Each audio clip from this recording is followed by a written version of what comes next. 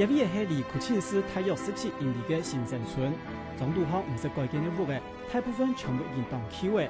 不過一片其實係一個馬來政府第60年代嘅時間，針對可能天數沙拉沃共產黨游擊區，是本人作起來嘅犯人所起嘅集中營。今年73歲嘅村長講到佢當時一群人加入游擊區嘅歷史，還你做得講到十分的清楚。一般就三兩而已嘛，來去邊界開槍嘛，來打仗咯。戰什麼共產黨意義？我想這個東西很多人都唔咩幾多啲東西啦。係啊，我朝到要噴去咪去咯，橫開屋開out hết，分破成件out hết，變到後來後期變到造成家散人亡喎，好嚴重啊！村長講，一向是沙丘游擊區開始威脅大馬政府嘅時節，政府就頒布嘅緊急命令，結果旗下前嘅與自強嫌疑嘅客家人全部本政府用家庭嚟做單位作起來，集中到新城村嚟管理。佢對總督府已經41年嘅遺落，就係其中之一。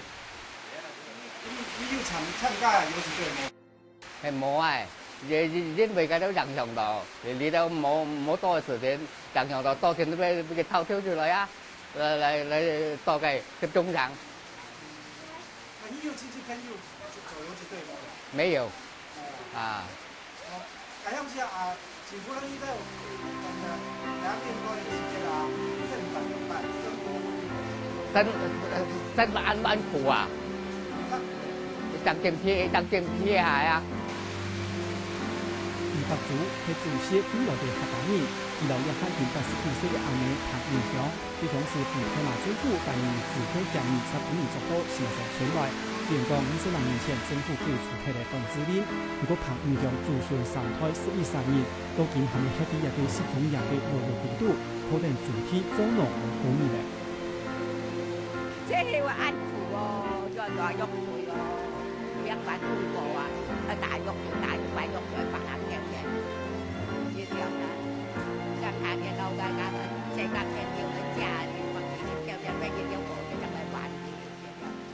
好苦錢哦！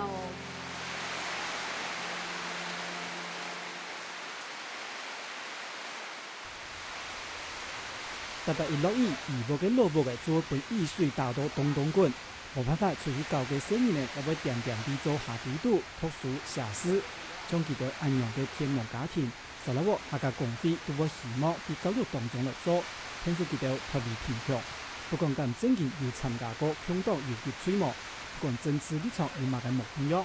喺沙拉沃是由客家社會嘅話，就會係客家公會嘅教育贊助同上大協助嘅對象。譬如講，客家人係當團結嘅民族，喺沙拉沃客家社會地度一場也再一擺得到認證嘅。客家新聞彭金樂、李凡、東馬沙拉沃採訪報道。